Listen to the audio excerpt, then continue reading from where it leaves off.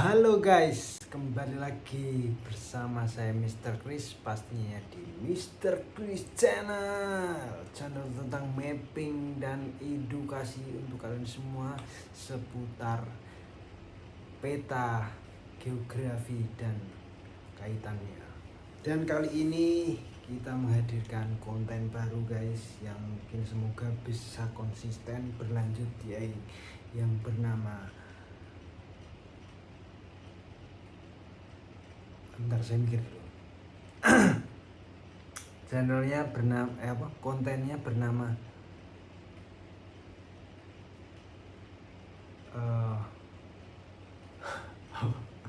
lupa, menjadi dosen.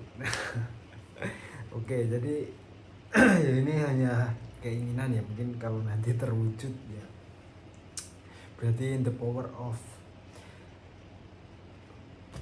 kata-kata, the power of keinginan. Jadi saya ada cita-cita untuk menjadi dosen. Jadi mungkin kalau nanti bisa terwujud, berarti ini konten ini yang menjadi saksi bahwa keinginan saya tercapai. Ya teman-teman, saya sudah banyak yang kuliah S2 guys.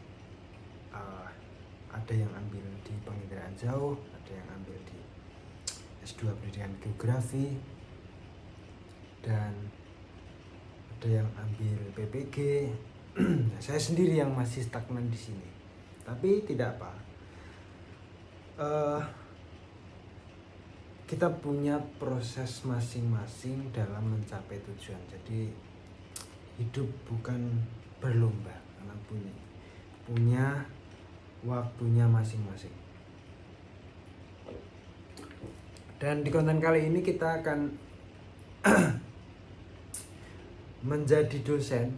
Bagi kalian yang sedang belajar, mungkin ini bisa menjadi rekomendasi atau referensi untuk kalian belajar. Nah, pada kali ini kita mempelajari tentang geomorfologi. Ya, ini saya mengacu pada sumber di buku program studi geografi Visipol Universitas Lambung Mangkurat Banjarmasin. Ini ada bukunya yang setelah saya baca tadi cukup menarik. Kita akan membahas tentang geomorfologi. Nah, sebelum itu kita membahas saya dulu waktu kuliah itu suka sekali belajar geomorfologi, karena nggak tahu, dulu dosen saya, beliau bernama Pak Arif Azhari, itu sangat menginspirasi sekali. Maksudnya cara pembawaan mengajarnya itu sangat mudah dipahami, menarik, dan membawa kita membayangkan ke masa lalu untuk mempelajari si geomorfologi, sehingga ya saya cukup mengerti tentang geomorfologi ini dan saya cukup tertarik untuk mempelajarinya. Sebenarnya dulu itu sempat saya waktu awal-awal konten tuh ingin membuat channel ini tentang geomorfologi. Waktu awal dulu saya membuat konten geomorfologi di Gunung Kidul. Ya, saya mengunjungi Gua Ngingrong, kemudian wilayah Kars, kemudian di sungai. Waktu vlog saya menjelaskan tentang geomorfologi, aspek geomorfologi marin. Tapi saya itu orang kurang konsisten guys. Jadi mungkin ini sebagai evaluasi saya. Nah, saya akan mencoba lagi, karena saya terus terang kesulitan mencari topik untuk membuat konten. Maka dari yang sebelumnya ini kan kontennya emang tujuannya untuk edukasi. Yang pertama emang mapping. Nah, selain itu emang untuk membahas tentang geografi. Nah, karena geografi ini ternyata guys sangat luas, jadi ilmu yang dipelajari itu banyak. Nah, disitulah akan mudah untuk membuat konten. Tapi memang kontennya itu ya monoton. Mungkin bagi kalian yang kurang suka dengan konten edukasi atau informasi tentang wawasan, ya ini akan menjadi konten yang menjenuhkan untuk kalian. Tapi ini cuman sebagai kita review aja tentang materi-materi dan kita mencoba untuk bagaimana menjadi dosen. Nah, kalian yang menonton menjadi mahasiswa saya. Mahasiswa pertama saya, guys. Saya ini belajar menjadi dosen. Apakah bisa? Oke, langsung saja kita ke materinya. Jadi teman-teman, kali ini di materi kita ini kita mempelajari tentang pengertian geologi dan geomorfologi. Nah, tadi saya sempat membaca tentang geomorfologi dan geologi. Ada sedikit perbedaan tentang kedua topik ini, yang mana pada pengertian geomorfologi dan geologi ini dibagi dalam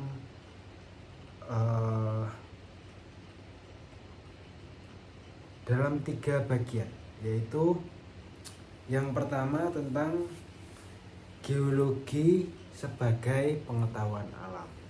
Nah, pada buku ini itu kalau geologi itu merupakan ilmu yang mempelajari tentang benda-benda yang terdapat di dalam. Nah, kalau geologi kan tidak lepas jauh dari yang namanya batuan. Kalau dulu seingat saya geologi itu kita mengulas tentang batuan-batuan, jenis apa batuannya, potensinya bagaimana, kemudian prospek kaitannya dengan geomorfologi apa. Jadi kedua, geomorfologi dan geologi ini menurut saya saling terkait, cuman memang kalau secara spesifik ini beda gitu ya. Kalau dikaitkan secara spesifik. Kalau geomorfologi dia lebih ke proses, kalau geologi dia udah hasilnya kalau menurut saya. Jadi udah jadi benda hasil dari geomorfologi.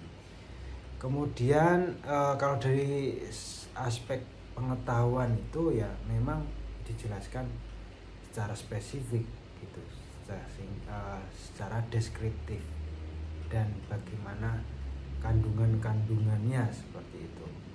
Nah, dari geologi itu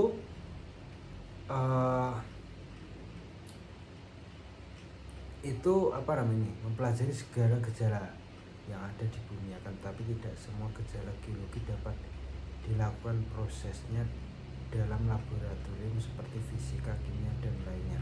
Nah, dari benda-benda geologi ketika kita kaitkan dengan geomorfologi ini, misalnya dari jenis benda atau batuan apa itu, dia bisa menunjukkan karakteristik dari umur batuannya, kemudian kandungannya apa, kemudian nanti bisa ketika kita flashback masa lalu, dia akan diketahui bagaimana proses terbentuknya dari benda-benda tersebut.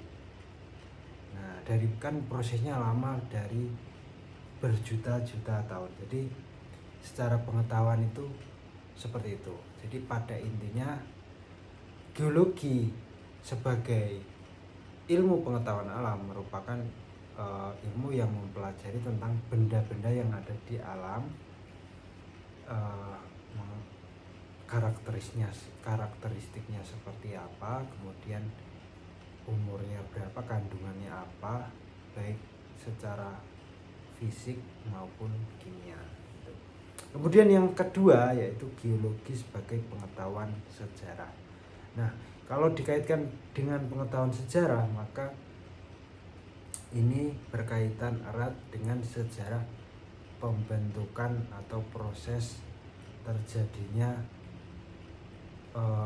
bumi sampai dari dulu waktu proses kan ada teori Big Bang ya, sampai sekarang menjadi tempat kehidupan makhluk hidup dan seisinya, itu dikaitkan dari geologi sebagai pengetahuan sejarah. Maka ya seperti tadi, ketika kita tahu ini geologi atau ini benda apa, kemudian nanti akan diketahui karakteristiknya dan umurnya.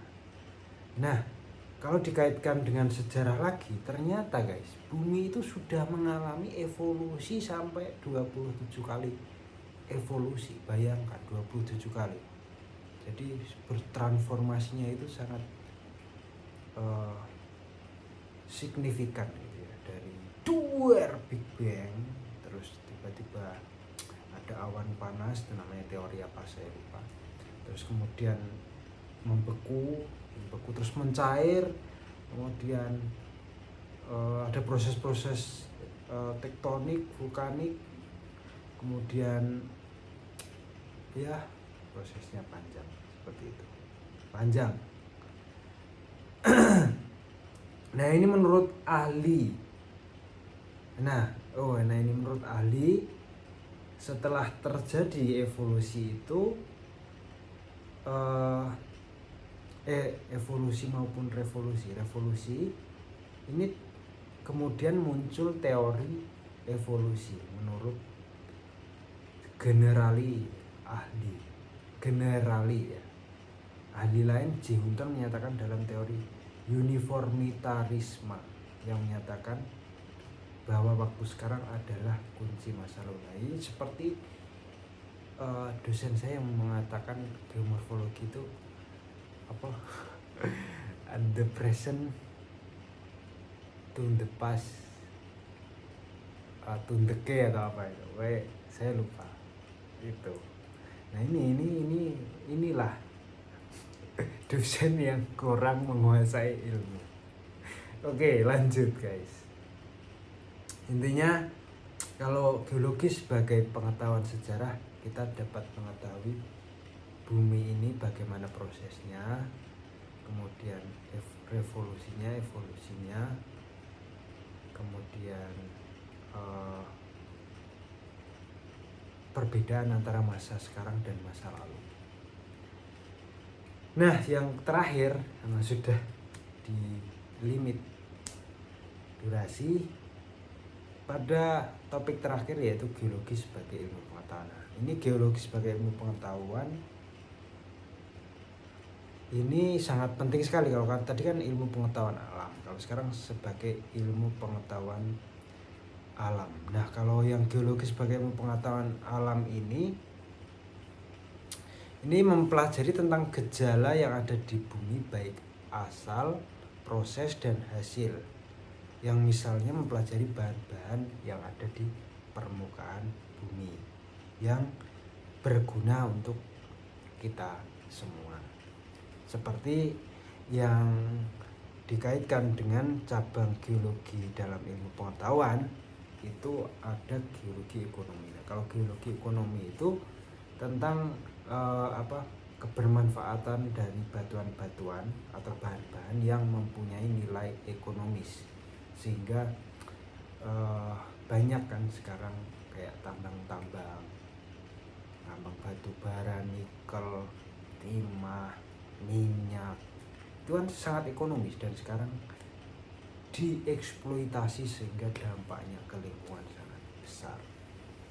Kemudian geologi teknik itu yang mempelajari tentang penggunaan geologi dalam lapangan dan teknik sipil. Makanya kalian yang jurusan geologi teknik ini sangat mudah sekali mencari pekerjaan. Itu karena kalian punya kuasa. Tapi kalian seperti itu. Kalian punya ilmu dalam aplikatifnya, memanfaatkan geologi dalam aspek ekonomi hingga digunakan untuk kegiatan-kegiatan tambang dan lain sebagainya. Kemudian geomorfologi. Ternyata geomorfologi itu merupakan salah satu bidang, salah satu cabang geologi. Saya baru tahu ternyata. Ya, jadi kalau yang kita sampaikan tadi bahwa yang geologi itu mempelajari tentang proses dan masa lalunya. Nah, geomorfologi ini sangat fokus pada hal itu. Jadi proses dari pembentukan alam semesta ini atau pembentukan bumi ini sangat berkaitan dengan geomorfologi. Kemudian hidrogeologi. Nah, hidrogeologi ini mempelajari tentang air tanah, air, hidrologi. Nah, kalau mengingat tentang hidrologi, saya sangat mengingat sekali tentang Gunung Kidul karena di sana potensi air tanahnya sangat tinggi, guys. Kemudian mineralogi mempelajari tentang mineral-mineral. Mungkin ini dikaitkan dengan potensi-potensi mineral yang bermanfaat untuk ekonomi. Kemudian petrologi yang mempelajari tentang batuan, mungkin batuan, jenis-jenis batuan kali ya. Dan selanjutnya paleontologi, ilmu yang mempelajari tentang fosil ya. Kan ada yang fosil-fosil masa lalu yang mungkin belum terurai dan masih dalam bentuk aslinya seperti tulang, kemudian kayak karang-karang laut. Nah itu kaitannya salah satu cabang geologi ternyata. Dan vulkanologi yang mempelajari tentang proses gunung api. Ya mungkin terlalu terburu-buru sekali ya. Ya seperti itu kita kuliah kita pada malam hari ini, yang kita dapatkan geologi sebagai aspek ilmu pengetahuan yang mana geologi mempelajari tentang benda-benda yang terdapat di alam dan berpotensi, dan bagaimana karakteristiknya dijelaskan secara deskriptif. Kemudian geologi sebagai pengetahuan sejarah yang mana proses-proses pembentukan di dalam atau di muka bumi ini memang ada sejarahnya, ada prosesnya, ada karakteristiknya. Dan yang terakhir geologi sebagai ilmu pengetahuan yang mana memiliki potensi-potensi masing-masing dalam pemanfaatannya dalam kehidupan sehari-hari. Ya seperti itu guys, konten kita kali ini cukup sederhana dan cukup menguras telak. Mungkin seperti itu saja. Mungkin kita masih perlu banyak belajar untuk memperdalam ilmu geografi kita. Nah, semoga kita bisa konsisten, dan untuk teman-teman semua jangan lupa like, komen, dan subscribe. Bagikan ke teman-teman semua jika video ini bermanfaat, dan berikan komen jika memang kurang interaktif, kurang informatif. Gitu aja guys, sampai jumpa di konten berikutnya. See you guys.